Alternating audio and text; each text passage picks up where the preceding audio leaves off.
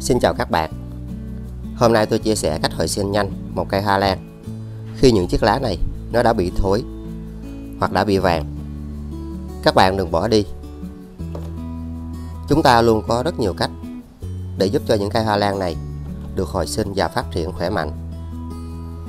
Những chiếc lá này có rất nhiều nấm và vi khuẩn trên đây, nên điều cần làm là các bạn hãy cách ly ra khỏi những cây khỏe mạnh để giúp cho những cây hoa lan này không lây sang những cây hoa lan khác.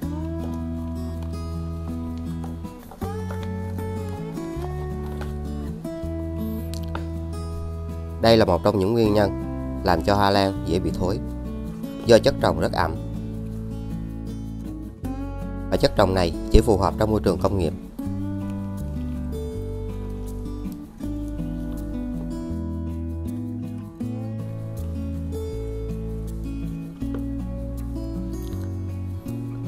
Khi các bạn thấy phần cắt này nó vẫn còn trắng và khỏe mạnh như thế này, cây sẽ được hồi sinh rất nhanh.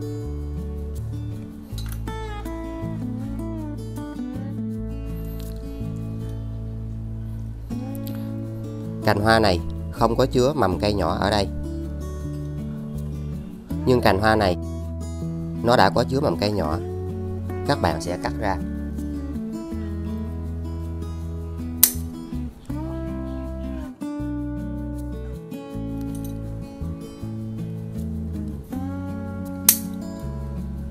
Và chúng ta kiểm tra để cắt bỏ hết những rễ hư và những rễ thối này.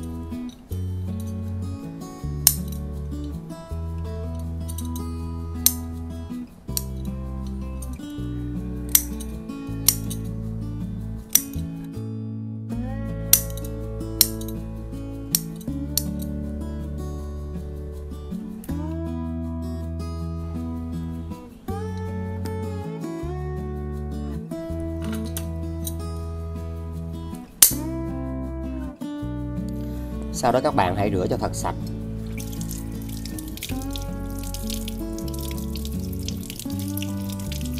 Với những gốc hoa lan, khi chúng ta làm điều này thì nó sẽ góp phần hỗ trợ giúp cho cây được hồi sinh, phát triển được tốt hơn. Nếu các bạn không làm sạch thì những phần này sẽ gây ra thối nhụy. Và khi chúng ta trồng lại thì nó sẽ lây lan, làm cho gốc cây này thối rất nhanh. Sau đó các bạn sử dụng khăn sạch và chúng ta lau khô lại. Tuy những cách làm này rất đơn giản, nhưng khi các bạn làm điều này cũng sẽ hỗ trợ giúp cho cây được hồi sinh và cây sẽ được phát triển phục hồi rất nhanh.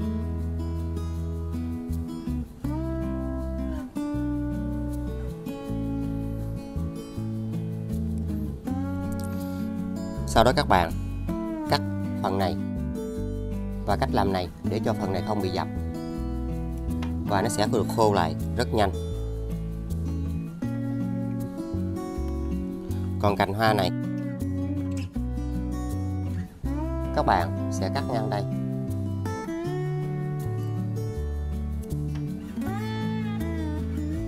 Và hãy cắt một phần xéo ở đây.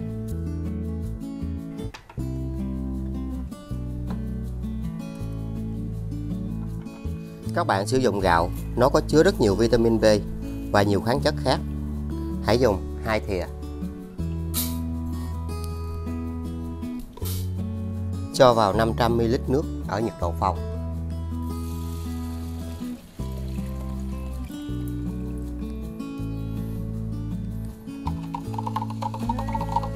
Gạo luôn là dưỡng chất rất tốt để các bạn chăm sóc những cây hoa lan phát triển nhanh. Sau đó hãy lọc lấy nước gạo này.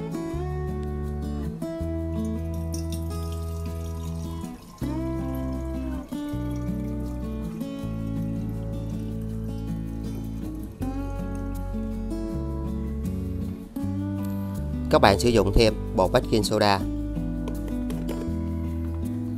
Baking soda sẽ giúp cho hoa lan của các bạn không bị nấm và cây được kháng khuẩn khử trùng rất tốt. Hãy dùng một thìa.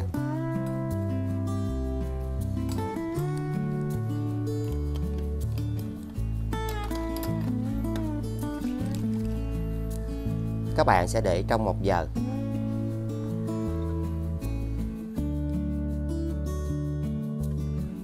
Sau 1 giờ, hỗn hợp này có chứa rất nhiều dinh dưỡng.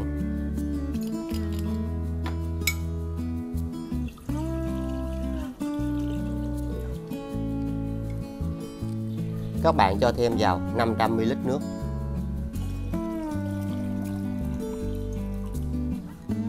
Và chúng ta sẽ khuấy đều lên.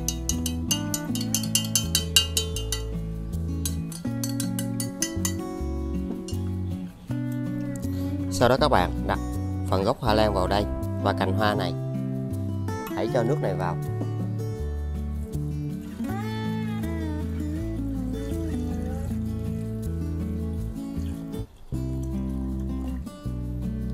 Các bạn sẽ để như thế này trong 35 phút. Nó sẽ giúp cho cây hoa lan này được hồi sinh. Sau đó các bạn hãy dùng nước này để chăm sóc cho những cây hoa lan khác.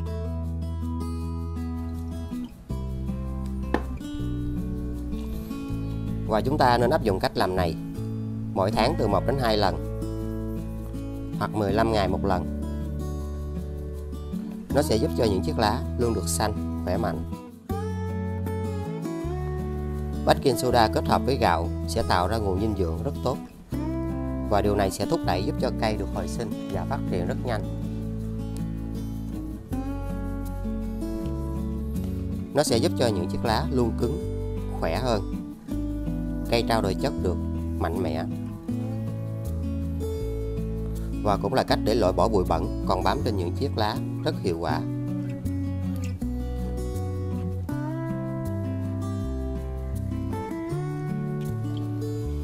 Đây là một trong những loại phân bón rất tuyệt vời để các bạn giúp cho hoa lan. Nó sẽ được xanh, luôn khỏe mạnh hơn. Và điều quan trọng là nó giúp cho những cành hoa dài và phát triển rất tốt.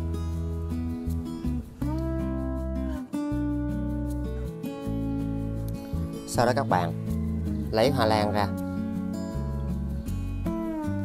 Và với cách làm này, nó sẽ giúp cho những cây hoa lan của các bạn hồi sinh rất nhanh. Gốc cây này còn rất xanh và rất khỏe.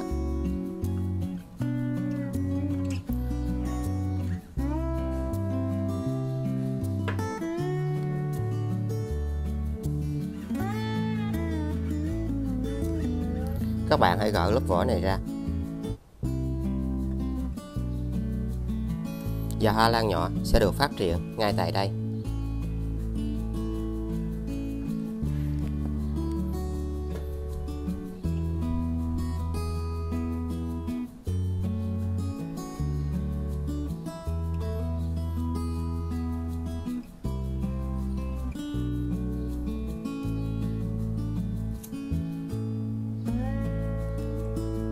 Các bạn cho sáp vào đây để bảo vệ cho vết cắt này.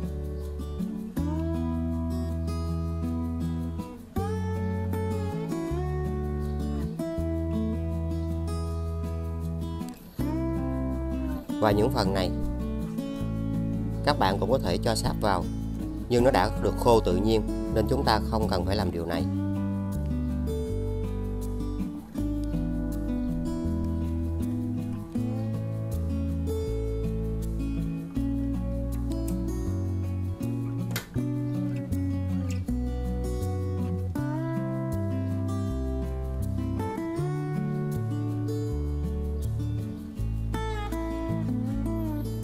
Nó sẽ giúp cho cành hoa phần này sẽ không bị thấm nước và nó sẽ không bị khô.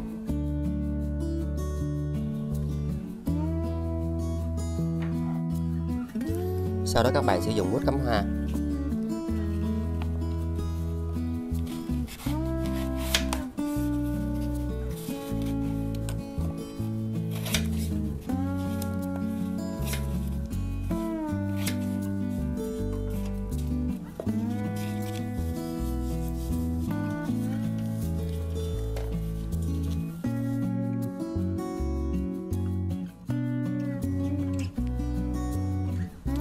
Các bạn hãy ghim cành hoa lan vào đây và chúng ta sẽ đặt vào cố định như thế này. Các bạn cho nước lọc vào.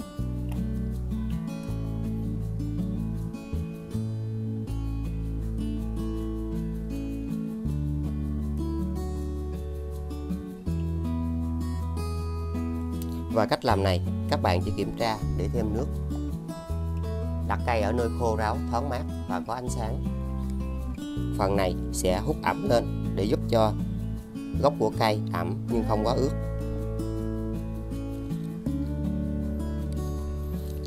Dùng những ly nhựa không khoét lỗ đậy lại và chờ cho cây hồi sinh. Bây giờ chúng ta sẽ trồng lại cây và sử dụng vỏ thông.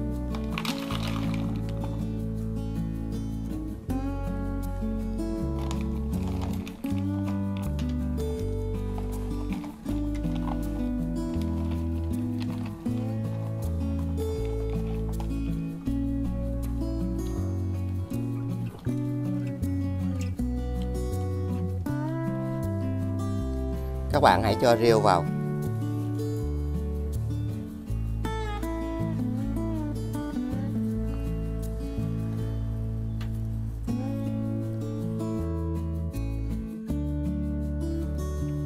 Và không tưới nước cho cây trong 5 ngày.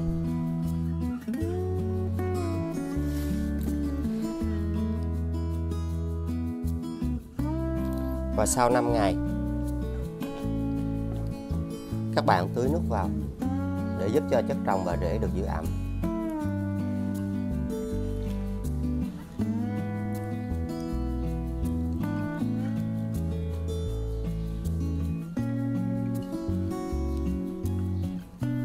Và hãy để trong 10 phút.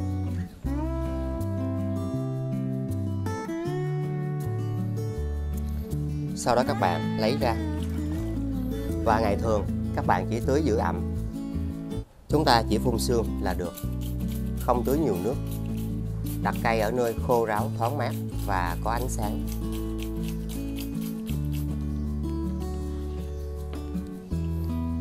Dùng những chai nhựa có khoét lỗ để giữ ẩm và ngăn côn trùng.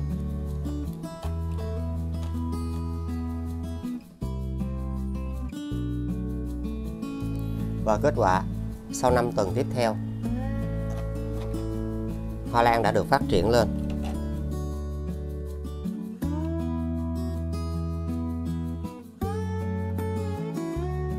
Khi các bạn sử dụng cách làm này, nó sẽ giúp cho hoa lan của chúng ta được hồi sinh, phát triển rất khỏe mạnh. Một trong những phương pháp rất đơn giản.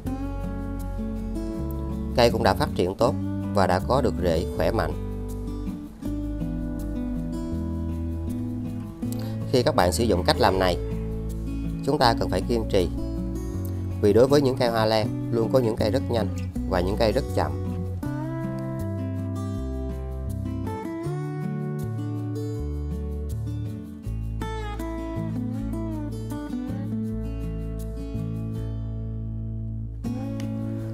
Còn với cây hoa lan này, khi chúng ta sử dụng cách làm này, độ ẩm được duy trì đúng và tốt. Các bạn chỉ thường xuyên kiểm tra nước ở đây. Và cây hoa lan nhỏ nó đã được phát triển trong môi trường độ ẩm được duy trì tốt.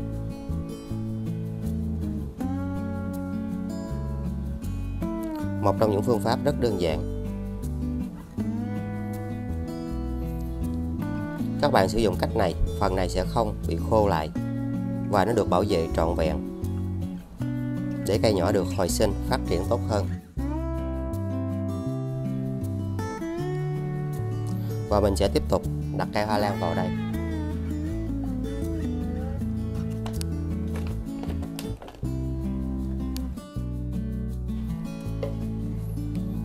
Giai đoạn này các bạn vẫn sử dụng gạo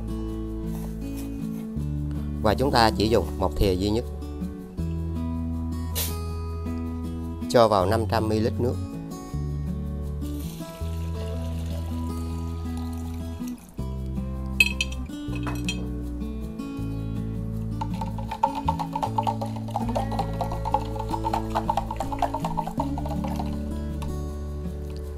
Sau đó các bạn sẽ lọc lấy nước gạo này.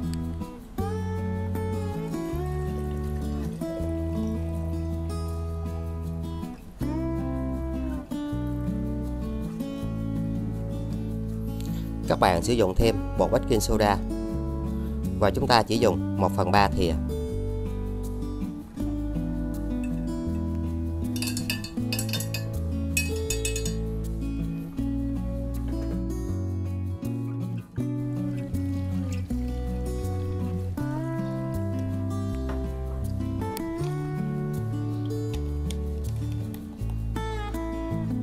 Sau đó các bạn sẽ phun đều lên cây hoa lan này. Và chúng ta nên áp dụng cách làm này 15 ngày một lần.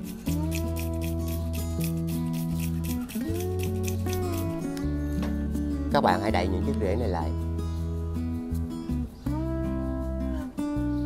vì đây là những rễ non. Khi chúng ta làm cách này, những chiếc rễ sẽ được bảo vệ tốt hơn.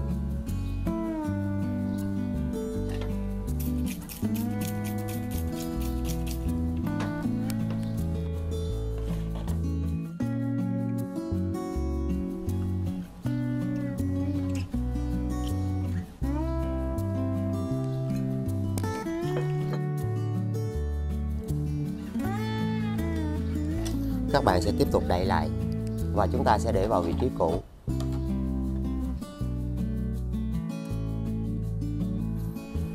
Và đây là kết quả sau 3 tháng tiếp theo. Khi các bạn sử dụng cách làm này, những cây hoa lan của chúng ta sẽ được phát triển rất tốt. Với những cây hoa lan, có những cây rất nhanh và có những cây cũng rất chậm, nên các bạn cần phải kiên trì thì chúng ta sẽ đạt được kết quả. Một trong những phương pháp rất đơn giản.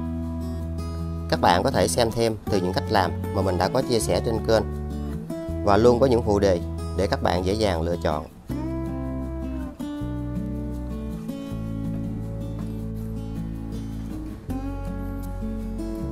Còn với cây hoa lan này, nó đã được phát triển rất tốt. Các bạn chỉ cần bổ sung thêm nước, độ ẩm được duy trì đúng và đầy đủ, hoa lan sẽ được phát triển nhanh.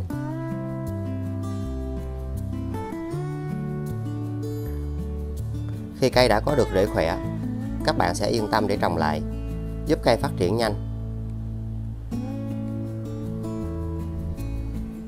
Một phương pháp tuyệt vời cho bất kỳ một cây hoa lan được hồi sinh từ cành hoa.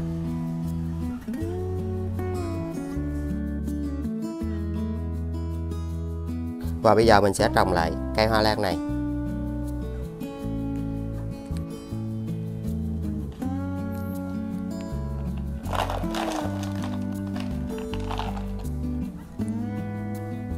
Với những cây hoa lan này, khi mới trồng, các bạn sẽ để ở nơi mát trong vài hôm. Khi cây dần ổn định và khỏe hẳn, các bạn hãy cho cây ra ánh sáng. Hãy cho thêm rêu vào để cây được giữ ẩm tốt hơn.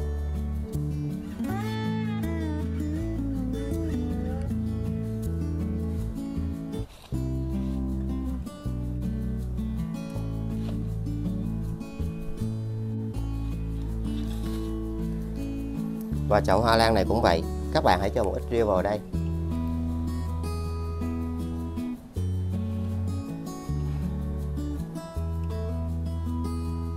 Với những cây hoa lan, chúng ta cần phải có sự kiên nhẫn.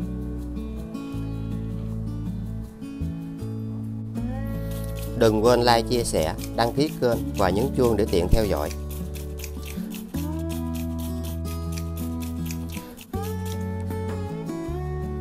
Xin chào và hẹn gặp lại.